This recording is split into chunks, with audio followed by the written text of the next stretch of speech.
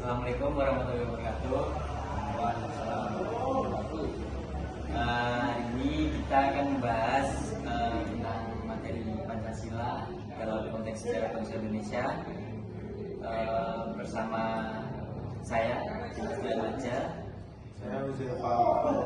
Saya Uzair Ramadan. Halo semuanya, ya sebenarnya kita ngobrol tentang inisiatif kapasitor agar biar kita nggak konslet. Lanjut. Halo, walaupun kita anak elektro, sejarah tetap penting. Soalnya sebelum kita bikin sistem yang stabil, negaranya juga harus stabil. Oke, jadi kamu kan paling suka bahasa Indonesia dibanding kita yang jadi modern. Kenapa sih Pancasila bisa lahir?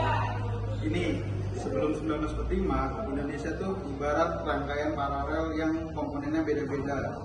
Dari suku, budaya, agama, para pendiri bangsa butuh rangkaian seri yang bisa menyatukan semua, yaitu kayak Pancasila menurut sebagai dasar negara yang bisa diterima semua golongan.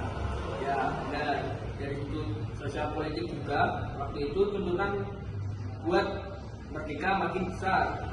Tapi mereka sadar kalau fondasinya itu gak kuat karena Indonesia gampang rusak kayak PCB yang levelnya berantakan.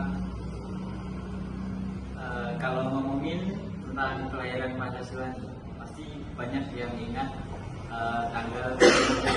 Tapi proses lengkapnya tuh lumayan panjang ya.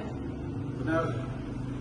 Apalagi di era Soekarno menyampaikan ide awal Pancasila di pidato 1 Juni 1945. Setelah itu ada piagam daratan, diskusi Universitas PPKI, sampai akhirnya di finalisasi PPKI.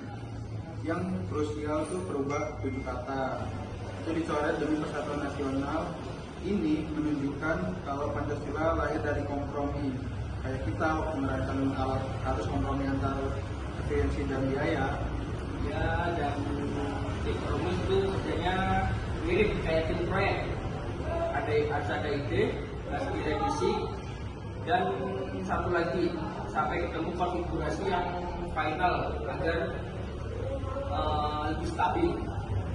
Nah, setelah Indonesia merdeka, apakah penerapan Pancasila langsung stabil kayak sistem closed loop kalau kita di elektro? Dan juga di Orde Lama bisa jadi Pancasila bagian identitas nasional. Orde Baru malah kayak dipakai sebagai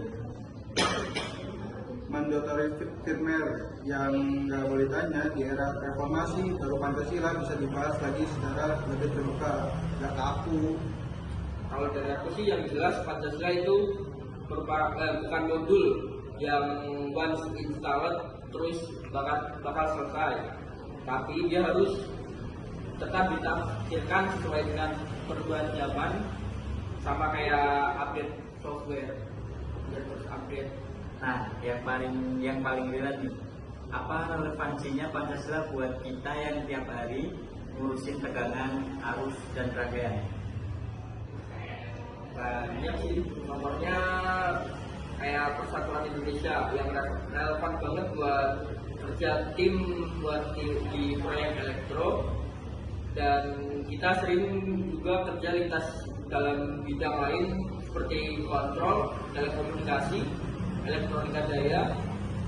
Kalau misal proyek itu nggak kompak, alatnya bisa gagal. Kalau menurut kamu tidak? Betul sih, betul banget itu.